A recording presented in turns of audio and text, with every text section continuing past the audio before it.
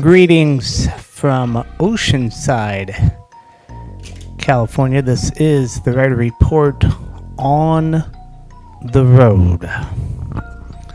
Thank you for patience. Thank you for staying up late.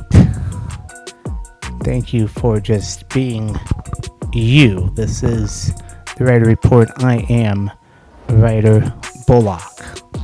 And let's get right to it. This is going to be an abbreviated episode, fast-paced, but still the Ryder Report. So thank you again for joining us.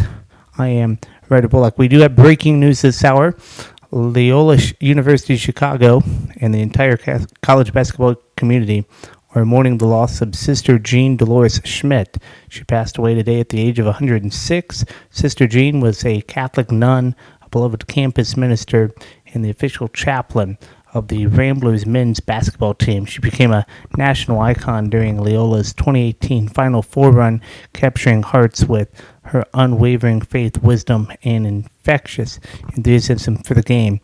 Known affectionately as Sister Jean, she served generations of students and athletes, inspiring countless fans with her devotion and spirit. Loyola University has released a statement honoring her life, calling her a beloved friend, trusted advisor, and loyal Rambler.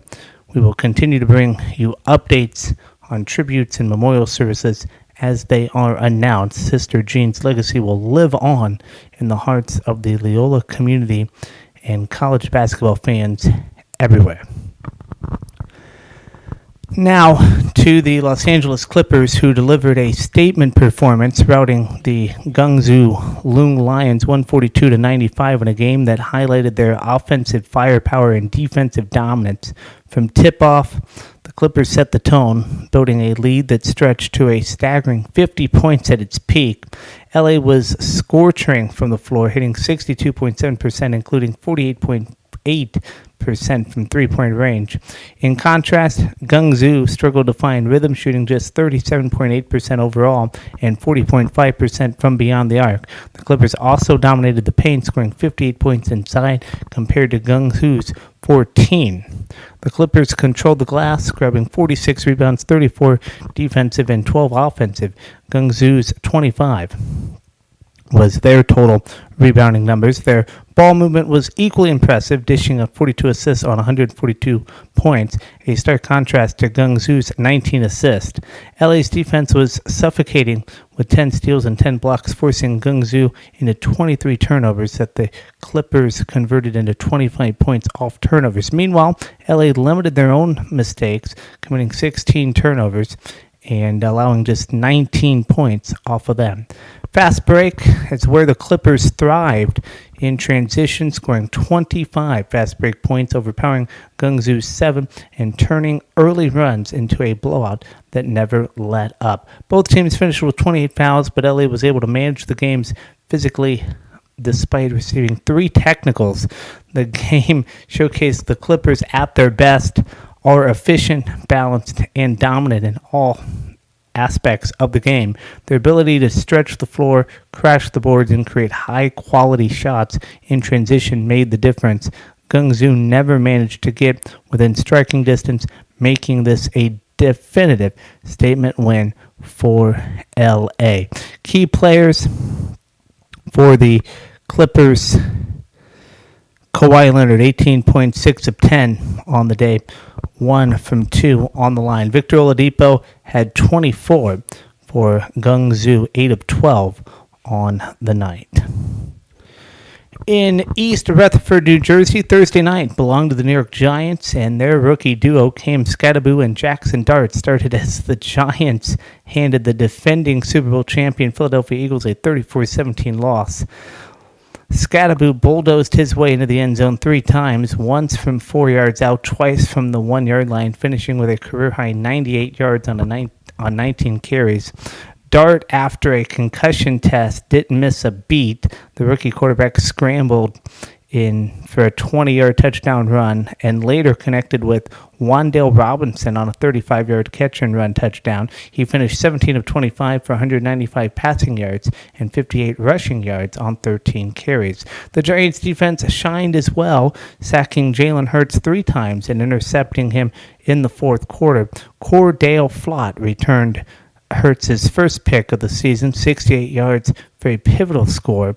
The Eagles tried to fight back with Hurts powering the tush-push 4 straight times in the second quarter and connecting with Dallas Goedert on a shovel pass touchdown. But the turnovers and faltering defense proved too much. Giants 34, Eagles 17. With the win, the Giants moved to 2-4, snapping a tough stretch against the Eagles. They've now won just 4 of their past 18 meetings. The Eagles 4-2 suffer back-to-back losses for the first time since the 2023 season finale stretch. Injuries shook both teams. Eagles corner Quinion Mitchell left with a hamstring issue, and defensive tackle Jalen Carter was inactive for the Giants. Center John Michael Schmidt and defensive tackle DJ Davidson were hurt, and wide receiver Darius Slayton sat out with a hamstring. Up next, the Eagles travel to Minnesota on October 19th, while the Giants head to Denver Thursday night. Thursday night belonged to the Giants' rookie stars. In baseball, the Chicago Cubs rolled over the Milwaukee Brewers 6-0 on Thursday night, led by a big first inning in power from Kyle Tucker. The Cubs wasted no time, jumping out to a 3-0 lead in the first. Ian Happ crushed a home run to right field, driving in Horner and Tucker for a quick early advantage. Kyle Tucker added a solo shot in the 7th inning, a towering 414-foot homer to center, extending the lead to 5-0. Chicago paid the lead with a 6-inning single from Shaw that scored Kelly, and in the 8th, Bush went deep to center for a 6-0 lead. On the mound, Placinia earned the win, moving to 3-0, while Brewers starter Freddie Petrella took the loss, falling to 1-1. Game 5 is scheduled for Saturday. In Los Angeles, in a dramatic 11-inning showdown, the Los Angeles Dodgers edged the Philadelphia Phillies 2-1 to advance to the NLCS thanks to a late-game error. The game remained scoreless until the 7th inning. Nick Castellanos broke the deadlock with a clutch RBI double, sending Max Kepler home for Philadelphia's lone run. The Dodgers answered immediately. Mookie Betts worked a bases-loaded walk to tie it, bringing in Dean and keeping the rally alive with Ohtani and Hernandez moving into the scoring position. Dodgers starter Tyler Glasnow was dominant through 6 scoreless innings, striking out 8, but the game remained tightly contested into extras. In the 11th, the Phillies defense faltered. Kim scored on a fielding error by pitcher Kirking, sending Pages safe at first and Muncy to third. That run proved decisive, giving the Dodgers the 2-1 walk-off victory. Dodgers closer Viesa picked up the win, improving to 1-0, while the Phillies, Luzardo, took the loss, dropping to 0-2. Los Angeles now moves on to the NLCS in a game that will be remembered for its tension and the heartbreaking late error for Philadelphia. Dodgers have moved on to the NLCS and will play the winner of Chicago and Milwaukee. Big news in basketball today. Eric Spoelstra, the Miami Heat coach, is expected to become the next head coach for the U.S. men's national basketball team for the 2027 World Cup in Qatar and the 2028 Olympics in Los Angeles. It's unofficial yet. USA Basketball hasn't made the announcement, but they'll probably do that after their board meeting later this month. But this is happening. Spoelstra's the guy. And you can't argue the resume, 18 years with the Miami Heat, longest tenured coach in the NBA now that Popovich is gone, 2 NBA titles as a head coach, another as an assistant, and now he steps into one of the most prestigious coaching jobs in the sport, leading Team USA. Spoelstra was on the staff under Steve Kerr in Paris when they won the gold this summer. The players love him, the organization respects him, and he's part of that Pat Riley coaching tree that produces discipline, accountability, and culture, all things USA Basketball wants to maintain. Now, this isn't an easy gig anymore. The rest of the world's caught up, right? We've seen that the last few years. The World Cup in 23 was a mess. The Olympics, yeah, they got the gold, but it wasn't dominant. France, Canada, Serbia, they're all right there. So Polster's job will be to keep the U.S. on top while transitioning from the old guard, LeBron, Curry, KD, to the next generation. And that's a fascinating challenge. You look ahead to the 2028 games in Los Angeles, and that roster could look very different. Maybe Bam Adebayo, Jason Tatum, Devin Booker stick around. But then you've got young guys like Paolo Banchero, Cade Cunningham, Chet Holmgren, Cooper Flagg maybe. And who's going to be the next big thing in American basketball? That is the question, and that's for Spoelstra to answer. And Spoelstra's got to blend that old and new, and no one in the league is better at managing egos and developing young players simultaneously. Also worth noting, this makes him the first Heat coach to ever lead the Olympic team. Pretty remarkable when you think of the franchise's lineage. One more thing here. Spoelstra's background is storybook. His dad was a longtime NBA executive. He grinded his way up from the video room in Miami, literally the lowest rung in the building, to become one of the most respected minds in the game. That's not hype, that's reality. So listen, if you're USA Basketball, this is a home run. The guy's got the temperament, the respect, and the hardware. It's a big-time hire. And I'll tell you, come 2028 in Los Angeles, he's going to be under a massive spotlight coaching your country on home soil with the next generation of stars. That's as good as it gets. Spoelstra earned that one. Let's move over to the WNBA. And if you haven't been watching, you're missing out on one of the greatest runs in modern basketball.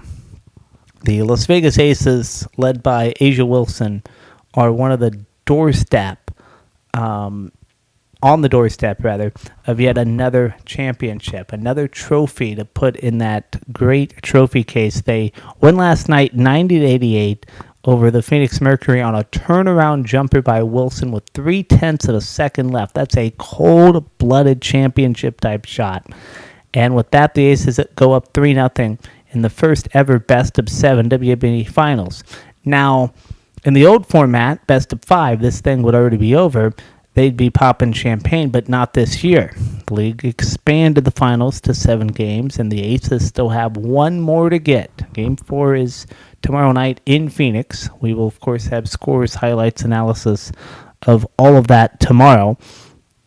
But here's the thing. The Aces have been the class of the WNBA for a while now. 30-14 in the regular season, second seed overall. But this postseason, they were tested early. Seattle took a game off them. Indiana pushed them to the brink in the semis. 5 games, went to overtime in the decider. But now, they flipped the switch. They look like a dynasty again. And it starts, as always, with A'ja Wilson. She's been absolutely unbelievable. 34 points, 14 boards in Game 3. She's got nearly 300 points in this postseason alone. That's a WNBA record, averaging 26 and 10 a night. She's 29 years old, 4-time MVP, first one to ever do that. And I'll say this, she's putting herself in that rare air now. You're talking about Lisa Leslie, Candace Parker, Diana Taurasi. The level of greatness. That's the company she's keeping. And the shot last night, that's what separates stars from legends. You've got the game tied, 5 seconds left, the crowd's nuts, momentum's gone, and Becky Hammon just says, give it to A'ja. That's it, no trick. No timeout shuffle, no plays, just the best player with the ball making the biggest shot. Now, Phoenix, give them credit. They fought. Bonner had 25. Alyssa Thomas was 1 assist shy of a triple-double. They made a 17-point comeback in the fourth quarter, but without Satu Salable, who went down with a concussion, they, were just undermanned. Hammond's got this Aces team locked in. They share the ball. They defend. They play with toughness. And Wilson, she's the heart of it all. The Aces win one more, and you're talking about 3 titles in 4 years. That's dynasty territory. And let me tell you, it doesn't happen by accident. Becky Hammon has built a program out there in Vegas. She's got a buy-in, she's got a culture, and she's got the best player in the world. So Game 4 Friday night, Aces can close it out if Wilson plays the way she did last night. It won't even be close. And we'll be talking about another Asia Wilson Finals MVP. And we'll also be talking about another Las Vegas championship.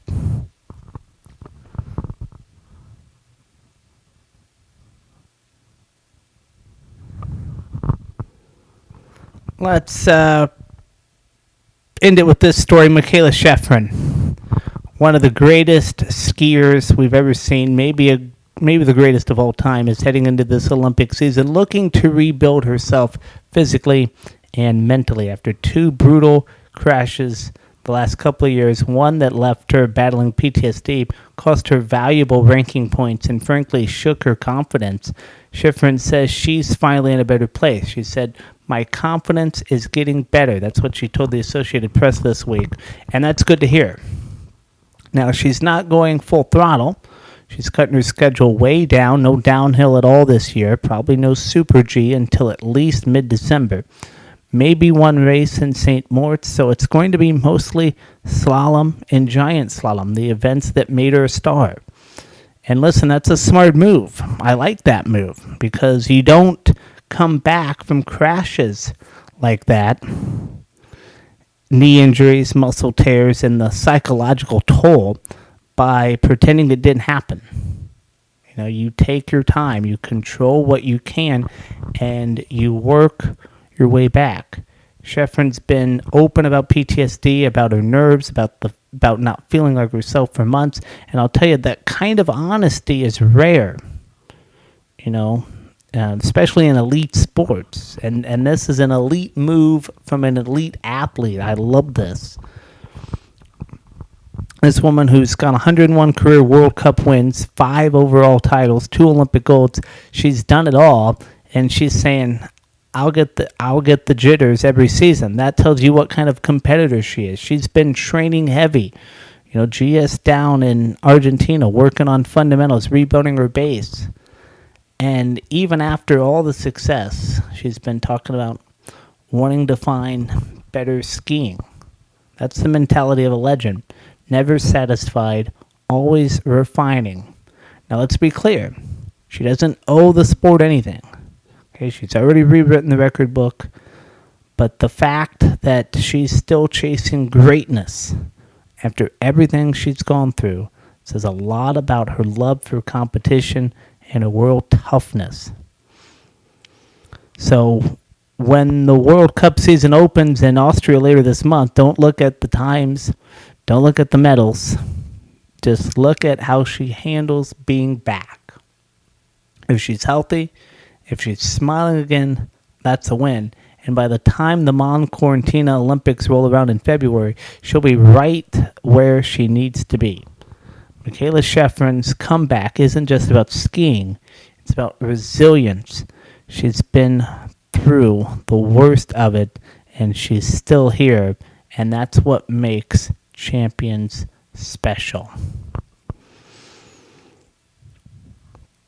Quickly, some breaking news out of the NBA. Los Angeles Lakers star LeBron James will miss an additional 3 to 4 weeks due to stachia on his right side. The team announced Thursday the 40-year-old has not yet taken part in training camp or played in any preseason games, as coach J.J. Redick described the issue as nerve irritation in James's glute.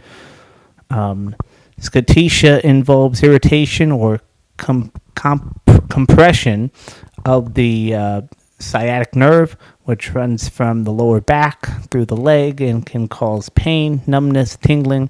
Recovery time varies depending on the severity. If his absence extends the full 4 weeks, James would miss the Lakers' October 21st season opener against the Warriors. The setback comes as James prepares for his record-setting 23rd NBA season, surpassing Vince Carter for the longest career in league history. Since joining Lakers in 2018, the team has gone 248 and 171 with him in the lineup, but only 56 and 78 without him. And that will do it for us on this Thursday night. Till next time, Ryder Bullock reporting from the Front Wave Arena in Oceanside, California. We'll do a home show tomorrow night. Look to have you there. Thank you for your time, and thank you for letting me share mine.